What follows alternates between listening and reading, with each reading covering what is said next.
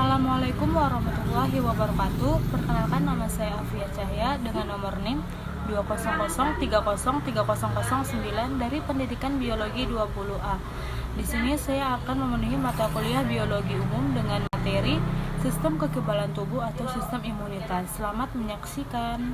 Di sini saya akan menjelaskan mengenai sistem kekebalan tubuh atau sistem imun.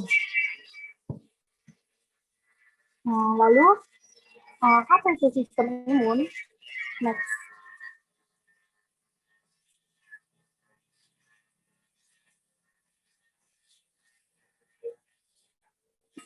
Sistem imun merupakan sel-sel atau jaringan atau organ yang bertanggung jawab atas imunitas organismenya.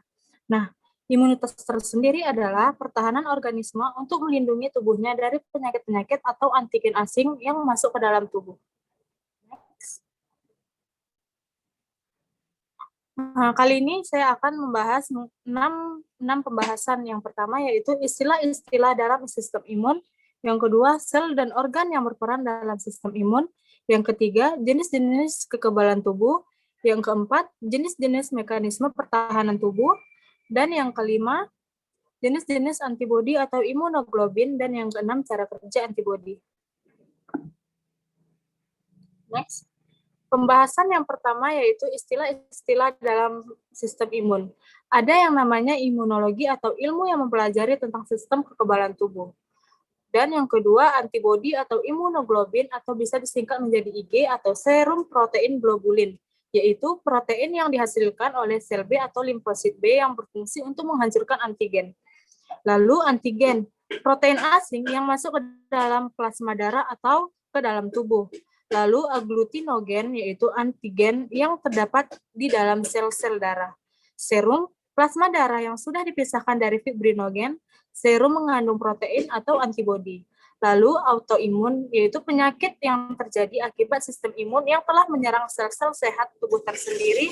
Lalu imunodefisiensi, ketidakmampuan tubuh memberikan respon imun normal.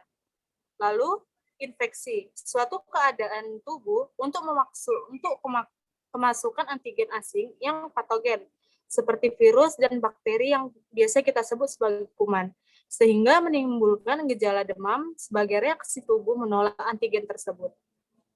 Next. Pembahasan yang kedua yaitu sel dan organ yang berperan dalam sistem imun. Sel yang berperan yaitu leukosit. Leukosit tersendiri terdiri dari dua, yaitu granulosit dan agranulosit. Granulosit terbagi menjadi 3 juga, yaitu neutrofil yang berperan dalam fagotosis. Lalu eosinofil mengendalikan reaksi energi dan melawan parasit multiseluler. Lalu basofil, pengeluaran histamin atau reaksi alergi. Yang kedua, agranulosit. Terbagi juga menjadi 3, yaitu monofit atau makrofag yang berperan dalam fagotosis, limfosit B yang berperan dalam pembentukan antibodi atau imunitas humoral, dan yang ketiga yaitu limfosit T, berperan dalam imunitas seluler. Lalu organ yang berperan yaitu ada hati, tempat pembentukan limfosit selama pertengahan kehidupan janin. Nah, berarti masih ada di dalam kandungan, tetapi setelah akhir kehidupan janin, janin itu telah lahir, maka pembentukan ini terjadi di sum tulang belakang yang tempat pembentukannya yaitu granulosit, monofit, dan limfosit. Dan tempat pematangan limfosit B. Lalu ada timus. Timus ini tempat pematangan limfosit T, dan organ yang berperan selanjutnya yaitu jaringan limfa yang terdiri dari kelenjar limfa, timus, tonsil sebagai tempat akumulasi limfosit. Lalu jenis-jenis kekebalan tubuh. Jenis-jenis kekebalan tubuh terbagi menjadi 2, yaitu kekebalan tubuh aktif dan kekebalan tubuh pasif. Kekebalan tubuh aktif, di mana tubuh itu secara aktif telah menghasilkan antibodi tersendiri, terbagi menjadi 2, yaitu alami dan buatan. Nah, yang alami ini, tubuh sudah memiliki atau menghasilkan antibodi tersendiri. Biasanya itu ketika kita sudah terpapar penyakit. Nah, tubuh akan memproduksi plasma yang menjadi antibodi. Lalu yang kedua yaitu buatan. pembuatan ini tubuh dibuat untuk menghasilkan antibodi seperti imunisasi. Ada 5 imunisasi wajib. Yang pertama hepatitis B, BCG untuk mencegah TBC, polio, campak, dan DPT. Yang kedua, kekebalan tubuh pasif, di mana tubuh ini tidak menghasilkan antibodi dengan sendirinya. Terbagi juga menjadi 2, yaitu pemberian ASI pada ibu yang baru lahir, dan yang kedua pembuatan bisa menjadi pemberian serum dari luar seperti serum tetanus dan serum untuk digigit oleh ular. Adapun jenis-jenis mekanisme pertahanan tubuh. Yang pertama, pertahanan tubuh non-spesifik atau sistem imun bawaan, merupakan tidak membedakan mikroorganisme atau patogen yang masuk dengan lainnya. Bisa disebut sebagai bentuk pertahanan awal yang melibatkan penghalang permukaan, invasi sistem komplement, dan komponen seluler. Dapat juga terbagi menjadi 2, yaitu pertahanan tubuh non-spesifik. Eksternal merupakan sistem pertahanan pertamanya. Secara fisik bisa terjadi di dalam kulit dan membran mukosa. Secara mekanik, rambut, hidung, silia. Lalu secara biologis, bakteri baik berkompetisi dengan bakteri patogen dalam memperoleh nutrisinya. Lalu secara kimia, yaitu minyak yang dihasilkan membran ini, membran mukosa, dan kulit saliva, air mata, sekresi mukosa. Enzim yang dikeluarkan yaitu enzim lisosim. Next.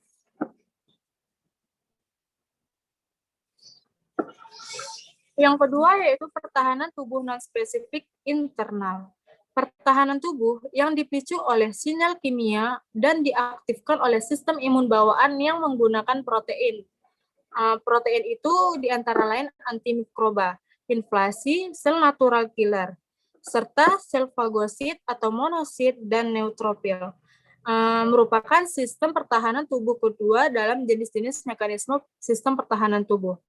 Lalu terbagi lagi menjadi 2, yaitu pertahanan tubuh spesifik, yaitu sistem imun adaptif, memiliki kemampuan untuk mengenali dan menghancurkan patogen dan zat tertentu. Yang berperan dalam sistem ini yaitu sel limfosit. Ini merupakan sistem pertahanan tubuh ketiga. Lalu jenis-jenis imunitas tubuh spesifik. Imunitas humoral, yaitu imunitas yang dimediasi oleh antibodi tersendiri, melibatkan sel B dan produksi antibodi. Lalu imunitas seluler. Respon imun yang tidak melibatkan antibodi dilakukan oleh molekul-molekul protein yang tersimpan dalam limfa dan plasma darah, melibatkan sel T. Adapun jenis sel B terbagi menjadi 3, yaitu sel B pembelah, dia itu membentuk sel B plasma dan sel B memori. Yang kedua, sel B plasma membentuk antibodi, dan yang ketiga sel B pengingat atau memori, mengingat antigen yang pernah masuk ke dalam tubuh atau ke dalam plasma darah, dan menstimulasi pembentukan sel B plasma jika terjadi infeksi yang kedua kalinya. Tugas utama sel T ini menghancurkan sel tubuh yang telah terinfeksi dengan antigen atau patogen yang masuk ke dalam tubuh. Next. Adapun 3 jenis sel T atau limfosit T. Sel T sitokoksin ini dia menyerang patogen yang masuk ke dalam tubuh, sel tubuh yang terinfeksi, dan sel kanker. Yang kedua, sel T helper, menstimulasi pembentukan sel T lain, melepaskan sitokin yang masuk ke dalam tubuh, mengaktifasi sel B plasma, mengaktifasi makrofag untuk kegiatan fagotosis. Yang ketiga, sel T supresor, yaitu menurunkan dan menghentikan respon imun dengan cara menurunkan produksi antibodi, mengurangi aktivasi sel T sitotoksin setelah infeksi berhasil ditangani. Adapun jenis-jenis antibodi atau imunoglobin. bisa disingkat menjadi gamet. Yang pertama yaitu IgG, yang beredar dalam darah di semua cairan tubuh, menggunakan aliran darah untuk menuju ke tempat lokasi masuknya antigen. Pertahanan tubuh terhadap bakteri ini, virus mampu menembus dan menyelip di antara sel dan menyingkirkan bakteri yang masuk ke dalam sel. IgG ini mampu menembus plasenta ibu hamil. Lalu yang kedua, IgA, melindungi permukaan tubuh dari antigen, tempat di bagian tubuh yang dilapisi selaput lendir, seperti mata, vagina juga cairan tubuh, air mata, ASI, air liur, getah lambung, dan sekresi usus. Lalu IgM. Jenis antibodi ini yang pertama melakukan penyerangan terhadap antigen atau respon imun primer. Jenis janin 6 bulan dapat memproduksi IgM dan mendapatkan perlindungan dari IgM. Terdapat dalam darah, kelenjar getah bening, dan permukaan sel B. Lalu yang keempat, IgE, terdapat di dalam paru-paru, kulit, selaput lendir, bertugas memanggil pasukan lain untuk menyerang antigen yang masuk ke dalam tubuh menyebabkan reaksi alergi. Dan yang kelima yaitu IgD, tempat di jaringan yang melapisi perut atau dada, darah, getah bening, permukaan sel B, menempel di permukaan sel T sehingga membantu sel T menangkap antigen atau virus yang masuk ke dalam tubuh. Next. Lalu cara kerja antibodi. Yang pertama ada netralisasi. Ini merupakan saat di mana antibodi menonaktifkan antigen dengan berikatan pada bagian tertentu antigen. Dengan begitu, efek negatif dari antigen tersebut adalah sel-sel tubuh ini dapat dikurangi. Yang kedua, opsonisasi. Merupakan saat di mana antibodi berikatan pada antigen sehingga terbentuklah suatu gumpalan.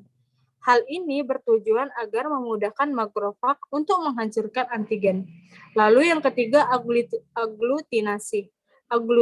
Aglutinasi memiliki prinsip yang sama dengan opsonisasi. Namun, pengendapannya dilakukan untuk jenis antigen yang terlarut.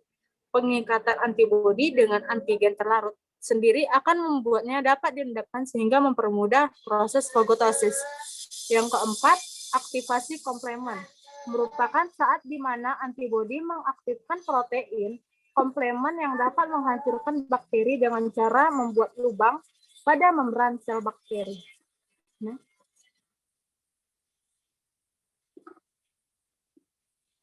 Lalu menganalisis jurnal dari Sofyan Hidayat, Ahmad Alfian Saputra dengan judul Sistem Imun Tubuh pada Manusia.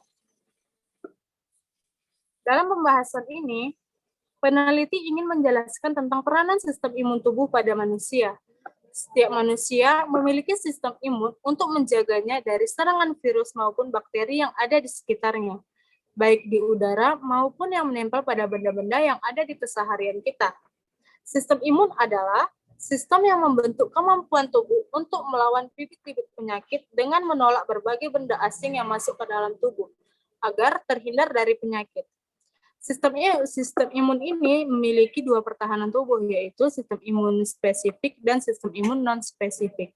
Adapun sistem imun non-spesifik yaitu sistem imun yang akan berfungsi saat benda asing atau virus apapun yang masuk ke dalam tubuh tanpa harus mengenali suatu bibit penyakit tertentu.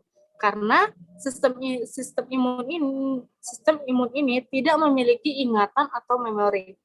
Lalu sistem imun spesifik yaitu sistem imun khusus yang akan bekerja saat suatu virus atau bakteri itu sudah menjadi bibit penyakit. Yang sebelumnya karena sistem imun ini memiliki ingatan atau memori tentang suatu bibit penyakit sebelumnya dan mulai diproses sel imun khusus disebut limfosit untuk membasmi penyakit tersebut. Next. Leukosit adalah sel imun tubuh non-spesifik atau yang disebut sebagai sel darah putih yang bekerja melawan benda virus atau benda asing lainnya secara langsung atau tanpa harus mengenali virus-virus terlebih dahulu.